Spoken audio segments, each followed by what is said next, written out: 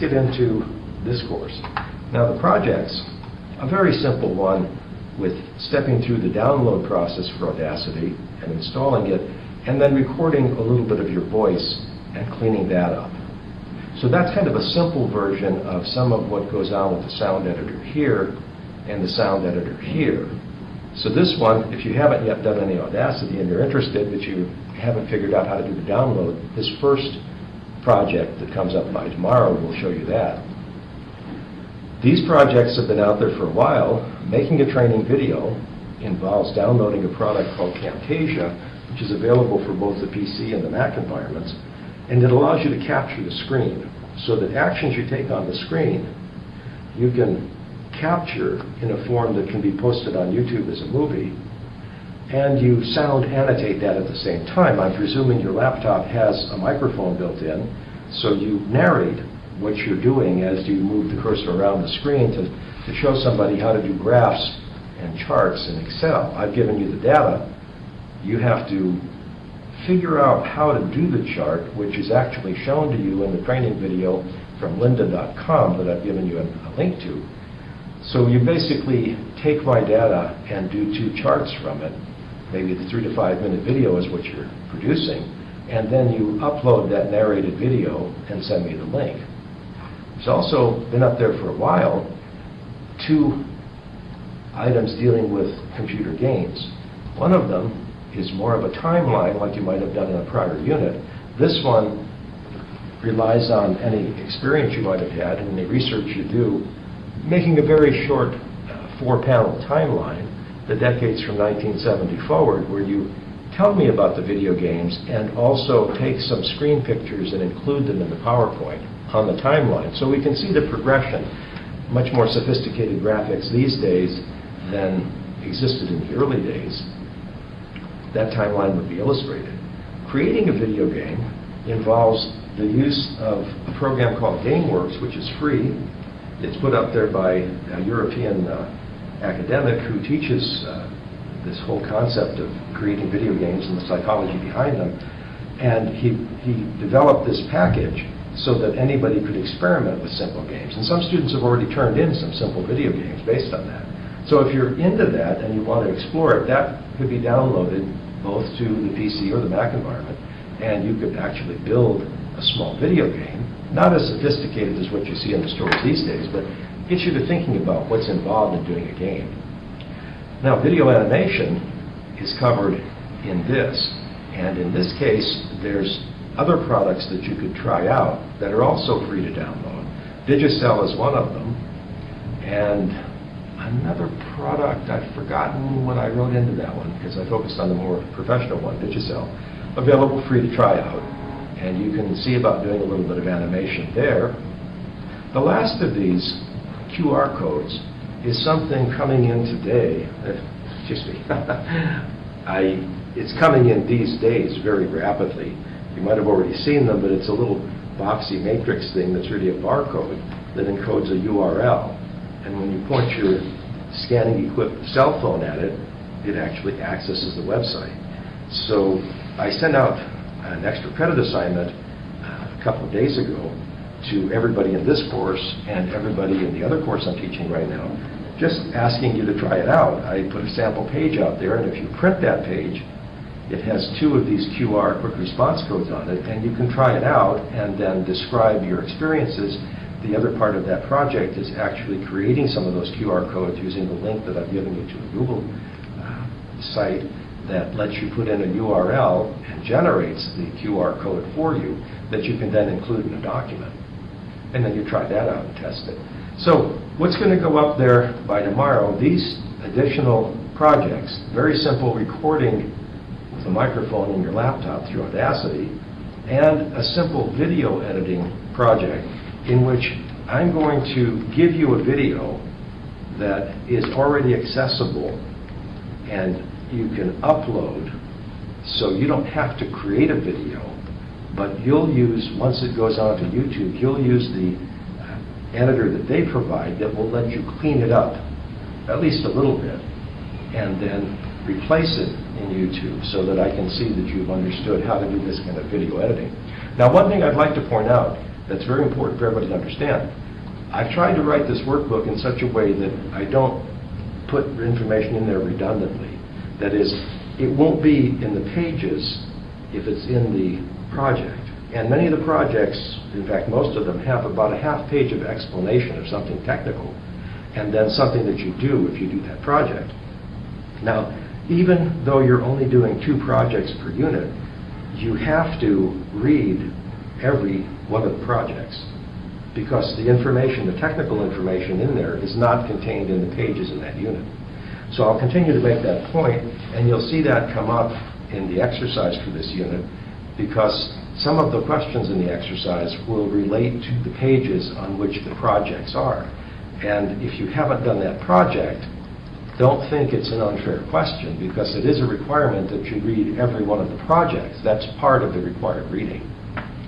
So let's take a look at what is involved in some of these projects that are out there. Just a very quick look at them. Editing a sound file involves understanding that you can have different sound sources for Audacity. If you are recording sound like a little speech or something, you might use a device like this, which creates a WAV file. Then you could draw that into Audacity. Here what I'm asking you to do is load up Audacity and take a file that I've provided to you, which is dirty in the sense that I've put a lot of extraneous noise and ahs and coughs and sneezes into it. And then using Audacity, you highlight on the waveform the parts that you don't want and you delete them. And then you output this file with the name formed in this way, with your name here instead of on the FUD. And you output it as an MP3 and send me that. And that shouldn't be too large. It may be a few megabytes if you save it in a very high quality way, but it's not necessary to save it very high quality. So basically, I'm giving you a file that needs to be cleaned up. You don't have to record anything in this case. You're just cleaning it up. Here, this project is more research than anything. 2 different problems relating to sound. If you have a problem reading, but you have text, and you want it read out to you, you can investigate this product, which will take text and apply any one of numerous different voices, all very well done, professionally recorded and digitized, so that you can have the text read out to you at whatever pace you want, at whatever pitch you want, whether you want a male voice or a female voice, and however you want it accented, with Australian English or British English or American English or anything related to that in terms of the way that it sounds the best to you. So reading and having problems with reading, if you hear it read aloud, that's an assisted reading technique that has been shown to be effective in helping you retain the information and even to improve your own reading skills. On the other hand, if you have hearing difficulties, you might have the opposite. You may have something coming at you in sound, but you would really rather have it in text form. Well, there are some services for people who are severely hearing impaired. The PLUS program here at DePaul offers some support in that, where materials can be provided to you that are read out so that you hear them, that are placed in text form, transcripts of things that have been given to you in audio form. This program is one of available pieces of software, Dragon, that can take speech and turn it into text. Now, it's really intended for something where you're trying to talk into the computer and have it capture the text. And in order to do that, it understands the same person's voice, that is your voice, and it gets better and better at understanding what you're saying. It would be kind of iffy to take a variety of different voices, for example, mine coming at you in a lecture and somebody else in a different lecture, and have Dragon understand it well.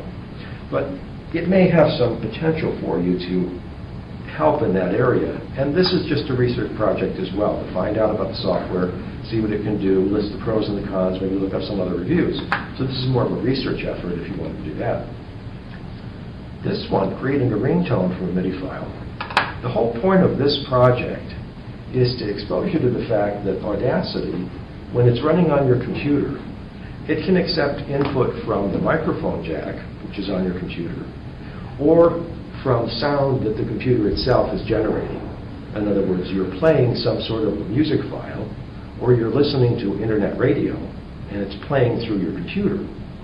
So with the properly configured Audacity, it can pick off that stream of sound and without any extra effort, just record what's ever being played on your computer.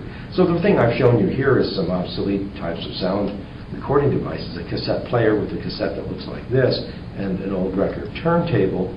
Here, the only way that you've seen these is maybe in these kinds of ambient music places where people play with this turntable and turn it backwards and forwards and make weird sounds. Back in the day, of course, this vinyl disc was how sound was recorded in an analog way, and it only rotated in the clockwise direction, and then this head went through and the needle rested in this spiral groove that eventually went towards the center, and that's how it reproduced the wiggly groove sound by amplifying it, amplifying the signal that was generated.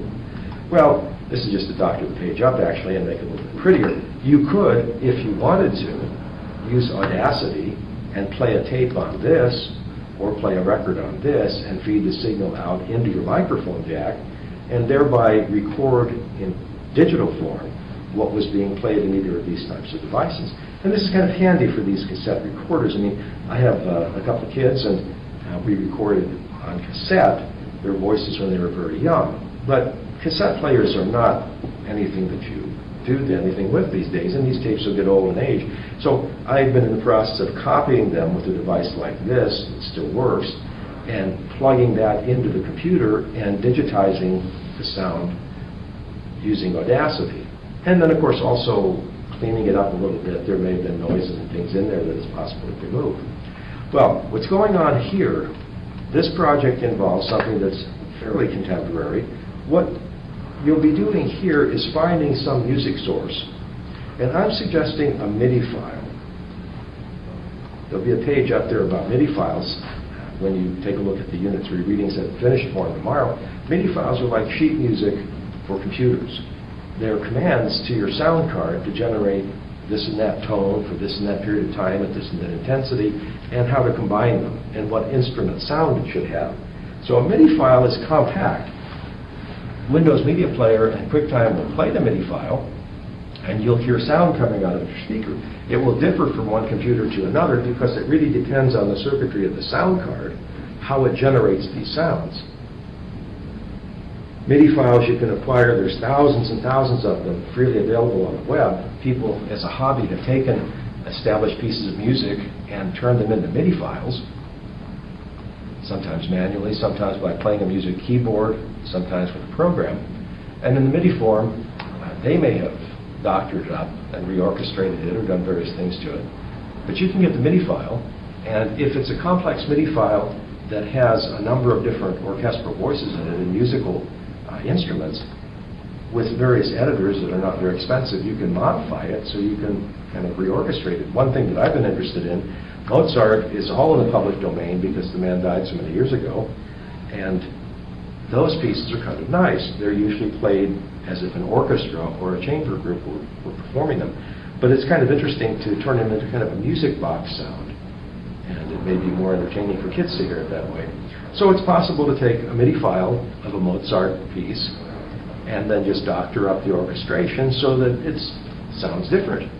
In fact, I took one Mozart piece, I've forgotten which one, and it sounded kind of, once I doctored it up to make bell sounds and various other kinds of interesting changes to it, it almost sounded like an old-time fire truck with the bell going on, and so I put a little video to it, and I called it the Fire Engine and Bell Concerto or something, and made up a story that Mozart had written it this way.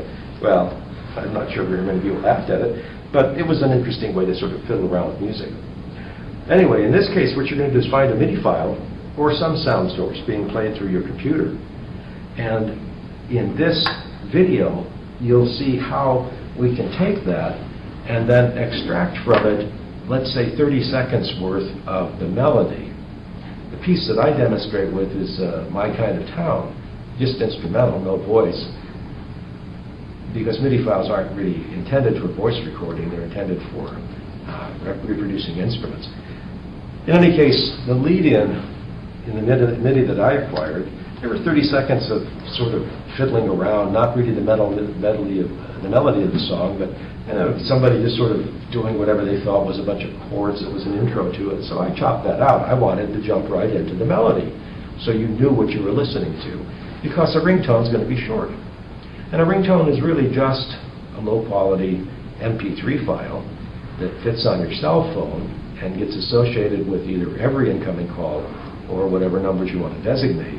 That's why if caller ID is being used and your cell phone knows who's calling you, you can associate different callers with different kinds of ringtones.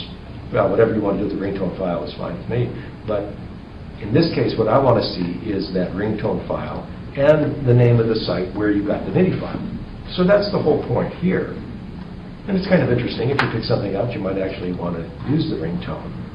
In fact, I got a ringtone sent to me by somebody who did something with the Saints Come Marching In. I have a friend from New Orleans, so I thought they might be interested, and the student said it's fine to send it to them, and maybe they'll play that and have a little fun with it on their cell phone. There will be a very simple project out there for video editing using the video editor that's supplied with YouTube. It's not a very capable editor, but it's available to everybody, PC or Mac, and it really does what you most of the time have to do with a video. It lets you trim off the front part where you're maybe just sort of getting things started and setting something up, or you're adjusting a microphone or something. You don't want that necessarily as part of your video. And at the end, when you're sort of finishing up, and that's something to chop off too. So that's the kind of thing, as well as adjusting the contrast or the brightness of the entire video, that this editor lets you do. It works on videos that are already on YouTube, that you've put there, so you have the ability to change them. So I'm going to give you, as a download, a short little video that I will make that you can then clean up in whatever way you feel it should be cleaned up, at the minimum taking off the front and the back, and then you put it out there as if it were your video, and you send me the URL. So I can see that you've understood a bit about video editing. But as I mentioned earlier, this project here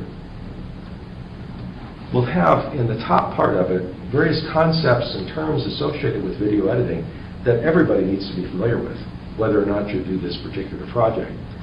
So it will be necessary for you to read through every one of these projects, including this one when it's available tomorrow. Making a training video, in this case, I give you data. I'm showing you a picture of it here now, but I give you downloadable as a spreadsheet this data. And what this data is here comes from a little Nintendo game that I've got that lets me sort of like Scrabble on crack. It has me generating words out of a matrix of letters. And this is a count of how many three-letter words I've come up with. It started about 1900, and here it's up to 2300, 2500. Four-letter words, five-letter, six-letter, seven-letter, and so forth. So I've just been playing this from time to time. It's very fast on the Nintendo, and it builds up these counts. And what I want you to do, all of these numbers are ascending, so you'll be generating graphs that have upward slopes to the lines. What I'd like to see is a line chart this way and a 3D chart that looks something like this. And I have generated them from this data. Now, how do you learn how to do the charts? Well, there's also a training video here that I wanted to have you get familiar with. Lynda.com, Lynda.com, has put a lot of things onto YouTube that are kind of an enticement to subscribe to their service. Their service is very inexpensive. It's only $25 a month. And then you get to see all the full-length videos. And there's hundreds, if not thousands, of training videos that people have put up in Lynda, and they're very good. So, for example, a friend of mine, when she took a job at a different corporation and they wanted her to do something with pivot tables in Excel, and she didn't know that, I gave her a little present. I just paid for a subscription to this. And so that's how she very quickly learned through these training videos to do pivot tables.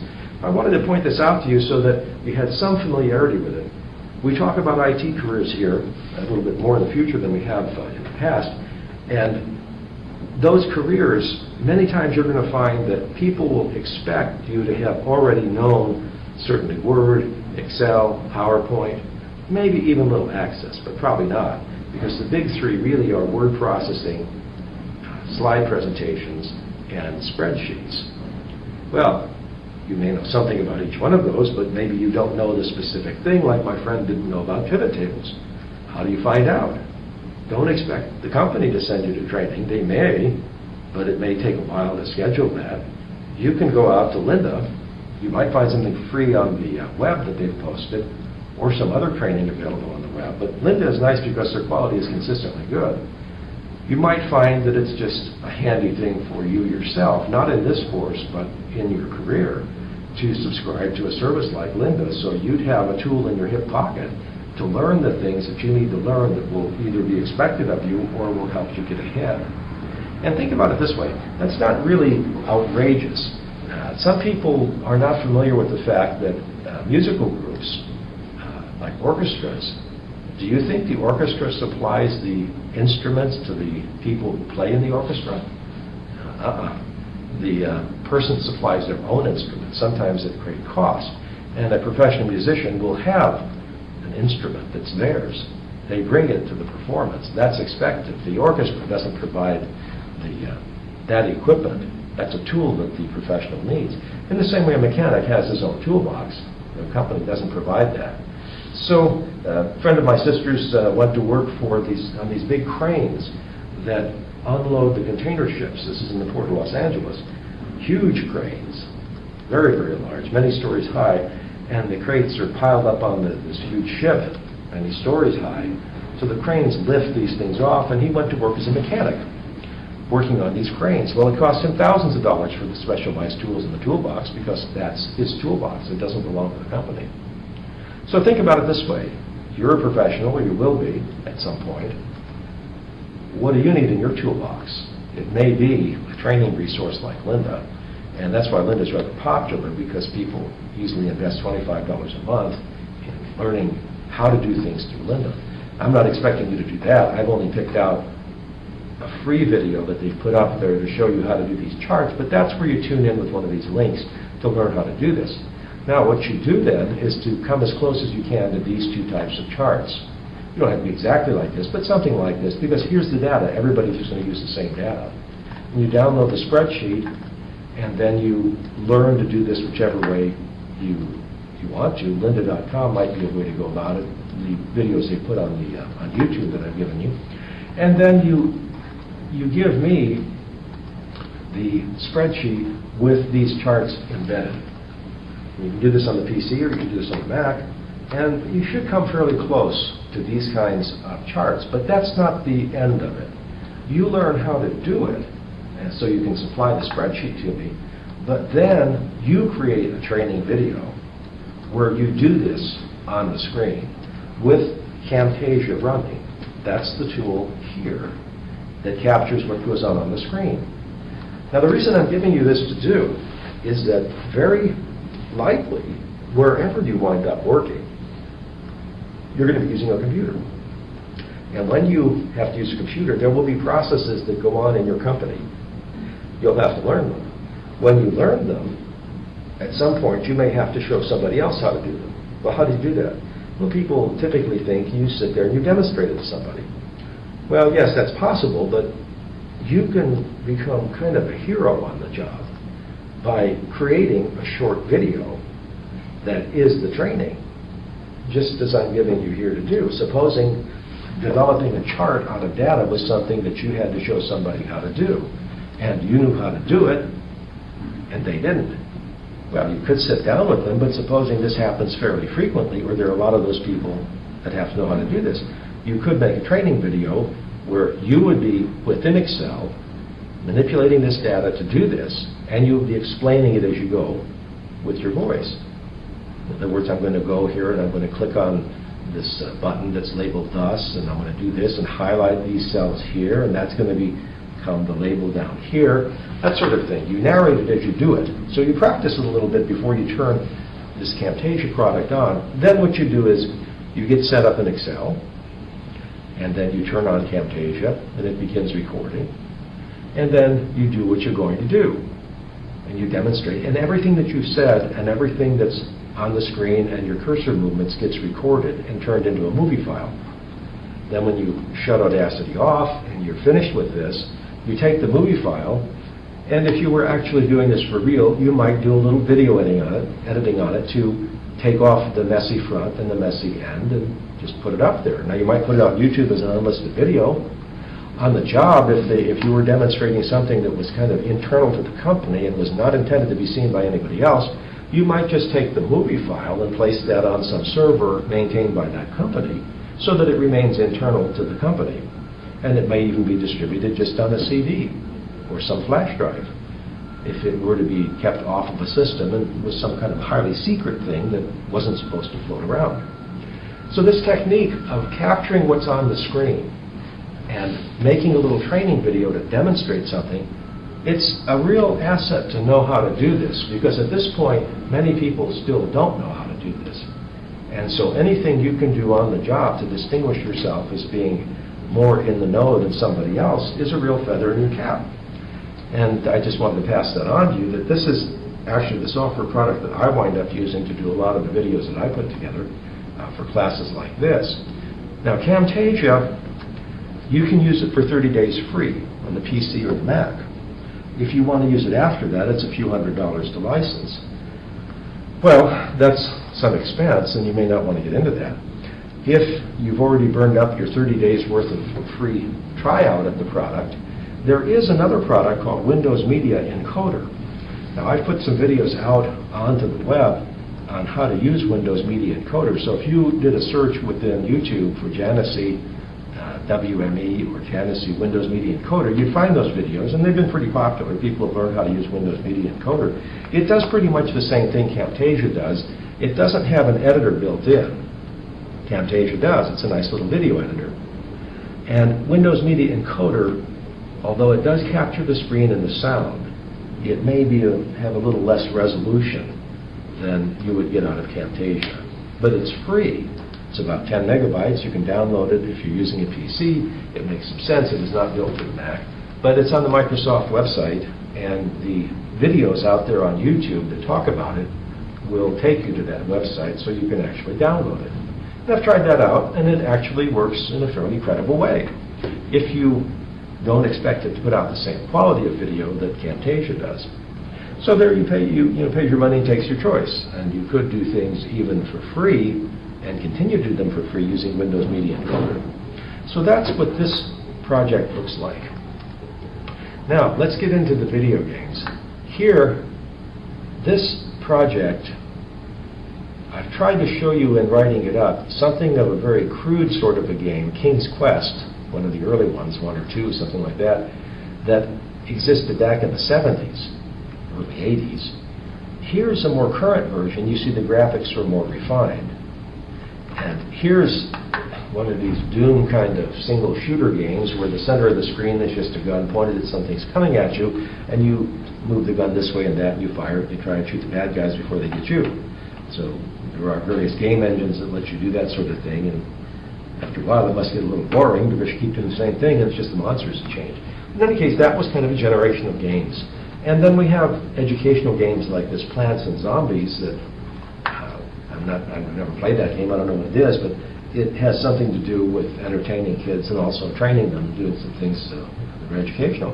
Anyway, what you want to do here, to do this project, I want you to take a look at this Designing Good Games by Marc Overmars. Now, Overmars is the fellow who created GameWorks. He's the guy who teaches in Europe and has a lot to do with teaching people games. Here's a 17-page article that he describes different genres of games, about maybe 7 to 10 different genres. What I want you to do here in this project is take the decades from 1970 to 2000. Let's see, 2000 to the present, so it's 4 different decades. One slide for each horizontal line, 5 horizontal lines, in fact, across the slide. And every horizontal line you're going to label with a different genre of game. Then I want you to take a game of that genre from that decade and illustrate it. And give its name and talk a little bit about it. So what you're doing here is for 5 genres of your choice, you move decade by decade. So you're going to have 20 screen illustrations on this and 20 little write-ups and little text boxes on the slides. that all comes in on the slides, sort of documenting the evolution of these genres of games over these 4 decades. And the illustrations, they're all out there on the web. You just have to know the name of the game and search for it, so you have to do a little research. And if you're familiar with games, this may be more appealing to you than if you were not familiar with games. Build this up so that it kind of tells the story of the 5 genres that you're interested in. And this, you don't build a game, you're just reading this article and building these slides to give me this timeline. In the next project, 3.8, creating a video game, this is kind of interesting. In this case, you download GameMaker either onto the PC or the Mac, and you follow the tutorial that's built into it. It's on the right side of the working screen. It's very nice, and the tutorial steps you through building a very simple game. So you do that, and you learn how this little tool works. Then you make up a video game original. It's like finding these rocks, or finding these Easter eggs, or knocking these things over, or you're moving something around. And maybe it keeps a score, maybe it doesn't. You use GameMaker to build it. And you give me that game. Now, if you want to test this in a special way, you can have GameMaker create a module out of that game, your game, that's freestanding, so that you can give it to somebody, and they can run it on a different computer, and it doesn't even have to have the GameWorks environment. It's just a freestanding game. So when you build your game, I'd like you to make sure it works on the machine you built it on. But then, I'll put it as freestanding and take it to some other computer, our lab machine or someplace else, a friend's computer, and run it there to confirm that it really does run freestanding, that you did it right. And then that's what you send to me. So what I want out of this particular project is a video game that you've constructed, and I will play it. And if you submitted it to me, I'm assuming that you've tested it and that it actually will play. And it'll be on that basis that I grade you. It's up to you if you want to actually build a video game. I suspect that some people might want to, and in fact, a couple of students have already submitted games since this assignment was up there since last Sunday. Now, we have the last 2 assignments, video animation, exploring this. You start by looking at some examples of animation. First of all, a very simple animation. This animation is just a bunch of still images presented one after another. So here we see somebody apparently walking. The fact that the legs are colored and such makes it easier to see which is in front of the other one. So it gives you sort of a sense of depth here. And let's see if we can get out of that one then. Now, here is something else, a little cartoon, also done with a product called Flash.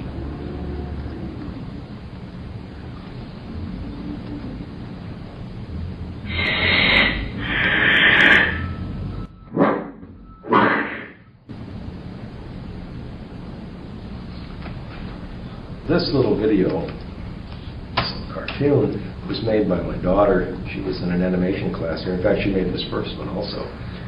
And it was just I just saved the file. She used Flash to do it, and if you wanted to explore Flash, you could do that. On the other hand, this is just a 4-minute video that shows you how this product Digicel lets artwork be put in. And this is a lot fancier than you might want to create, but you can put in stick figures as well. And create the individual cells, that is the panels here, that one after another get presented to make the thing animate. Well, in this case, what you'd be doing is a simple little animation. So you have a wide variety of choices here to do this. You could use this software product if you want to investigate it. You could download Digicel for free. The evaluations are free. It's a full product, and it puts a watermark on the page, so you couldn't actually use it for commercial purposes. Here, I'm just showing you a different type of an animation, which is a much simpler form, a GIF file, or a GIF file, which I got from this site. These are fairly sophisticated GIF files. These dancers are fairly well animated, and they've got some nice graphics to them, and you see there's shadows under them, so that it makes it look more realistic. Well, I purposely chose these to show you for GIF file animations, And I included this guy here, which is much cruder. These are large files. These may be several hundred K. This is 4K. This is typical of this cheesy kind of clip art. You'll see there's no shadow under them. And if you take a close look, the coloring here is kind of flat, and the outline is a little bit blocky. So this is kind of cheesy animation. The only reason for these is to sort of put a funny little cosmetic ornament onto a website. But you see, this is fairly smooth running here, and it looks rather graceful. And these people never tire of dancing in that way. So this is a different form of animation. If you wanted to, you could satisfy the requirement for this project by building something of a GIF animation. But you would have to have a tool that would let you do that, and you might be able to find a free tool to do that on the web. And finally, if you wanted to, in satisfying this assignment, do something in the way of stop motion or claymation animation, this gets really interesting, but it could be quite time-consuming for you. In this case, what happens is, I want you to take a look at this abstract green. What he's done...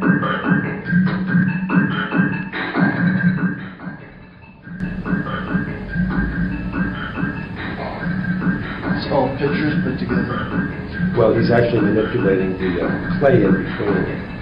In other words, it's just a lump of clay, and all the motion is him making it different, and then taking a still picture of it, and then making it different, taking a still picture. So there may be 12 frames to 24 frames a second that he's taking pictures of. I mean, that takes a long time to make that, and this guy's really good at it. For the human eye to see it smoothly, it's 29 frames a second. Well, it's actually 16 and above, 18 and above. The old films have a flicker to them at about 18 frames per second. And they didn't want to use any more film than they had to, but they sort of flickered on you. But 24 movies are shot at 24, or 30, television's at 30. But DVDs, I think, are 29, right? Right, yeah. With just over, well, in fact, just under 30. It's 29.97 frames a second. Okay.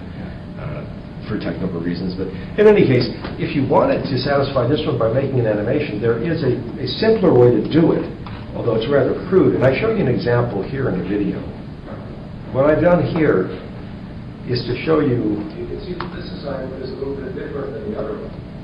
This one's a lot of fun, but it could potentially take some real research on your part, and it could burn up some time. So I was suggesting that you not pursue this one unless you really have an interest in animation, in which case you might also be interested in DePaul's animation major in CDM. What you can do for this project is quite variable. If you want to explore Flash, you can take a look on Google and find some sort of tool that creates Flash and that you can download for free and simply try out. You might, on the other hand, want to download Digicell's Flipbook. Now that you can also try out free. These types of products tend to watermark them, that is, to put something into the image that makes it obvious that you're using a product that you've gotten on a trial basis. And you can try Flipbook and see if you want to produce something along those lines, especially something as simple as the stick figure animation that Jason Bryant showed you how to do. Now, another thing you might do is to download Camtasia, which is available both for PCs and for Macs.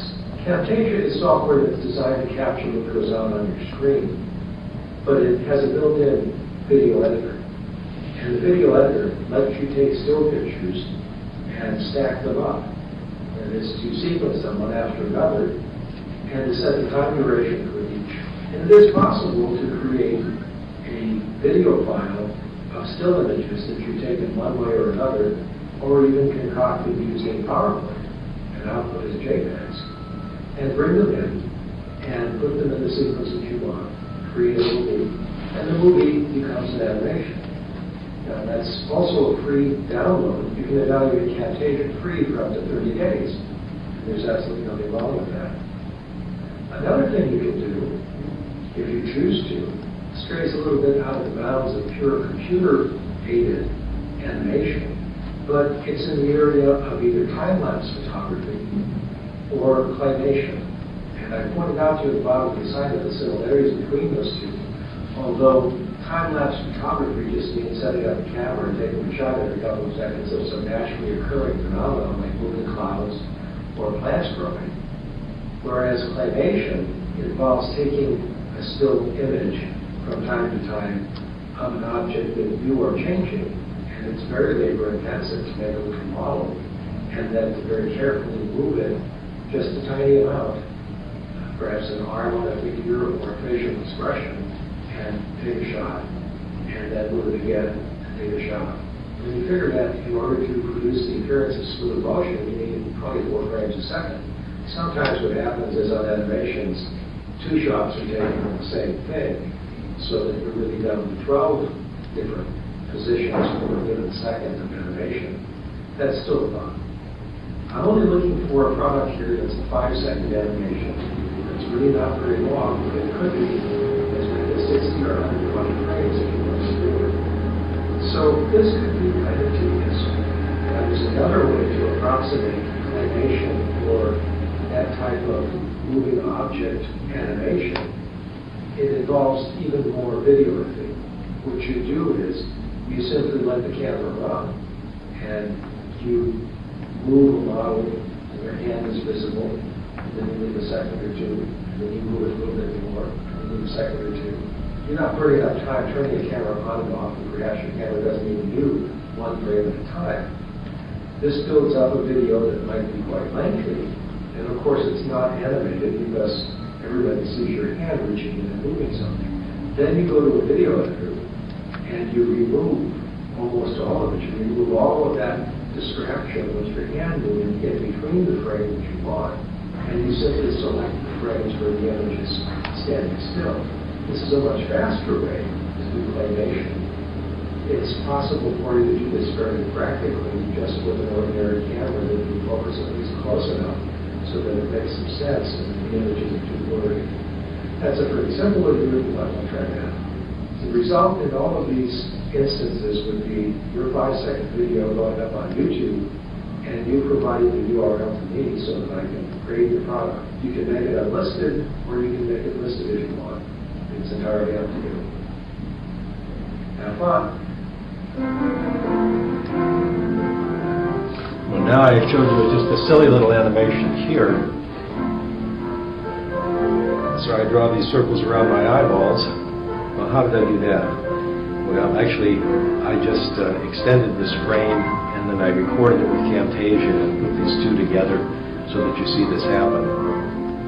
Now, that's not one of the animations that I would expect that you might do in this course, but I wanted to show you something leading into the animation that you might want to consider.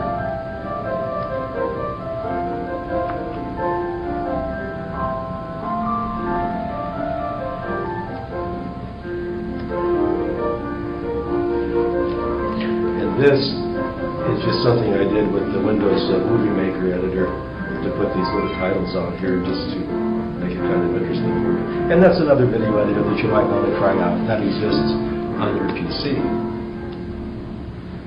But let's take a look at this one. This is a technique that you could use, and I discussed. Let's take a look at a very simple way to make a crude animated movie. What you're going to see first is the way that I've arranged some objects and my hand actually moving them. The camera is recording continuously, so as I take these actions to move these coins all just moving inward to one another, you're going to see my hand come in and out, and you may see shadows, and if it wasn't too careful, the paper under it either jiggles at some time. And so I'm going to go all the way through. I actually did more of this movement than I did here because, in fact, you get the idea. Now, let's take a look at what it looks like. I've repeated 4 times the result. And this is after I've edited out all the intermediate stuff, so it's much shorter than the original footage. That's kind of crude, but it's one way to accomplish animation.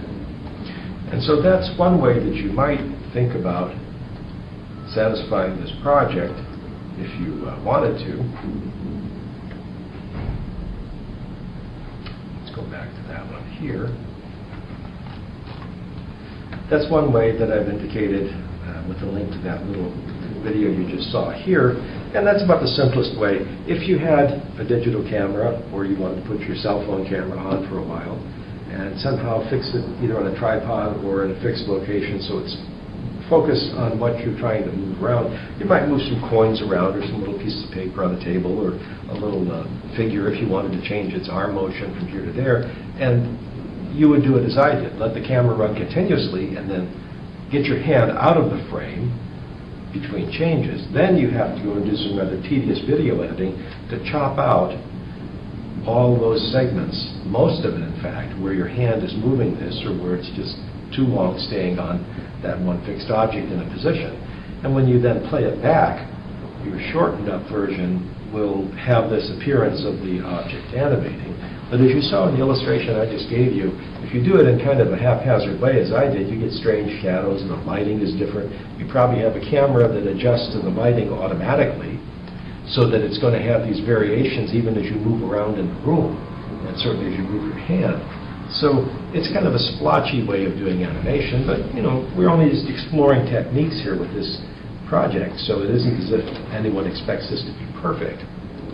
Now, the very last of the problems, QR codes are these things. It's a development that Toyota came up with in the 1990s as a way of encoding information that could be read by a special reader, and they would apply it to parts going through the car manufacturing process. So the part itself was labeled and talked about itself. That is, it revealed information about itself. So up to about 7,000 characters could be stored this way. The pattern gets larger, however many more characters you store in it. What people are doing these days, though, is storing just a URL in this. And the reason for it is that by pointing your scanning-equipped cell phone camera or something like an iTouch 4th generation at it, an application on that, which is either free or very expensive, will interpret this. Now, if it's text coded up there, then the cell phone will read that text out to you. It will put it on the screen. But that's not the way most people are using it. When you put a URL into one of these QR codes, the cell phone, when pointed at it and scanning it, will go immediately to that website. This is very handy. If you had a business card, for example, and you put a QR code on it to your website, somebody who was interested in whatever you were talking about on your business card could just point their cell phone at that and be at your website. Without going to a computer, they could be looking at your presentation.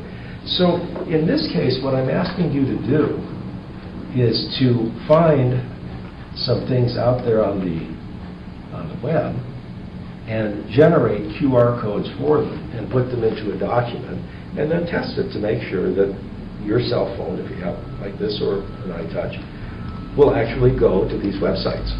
Well, where do you get the information or how do you compose the code? What you do is you copy the URL, and Google provides a link I'm indicating for you here, a generator. So you put the URL in, and you simply say the size of this you want, small, medium, or large.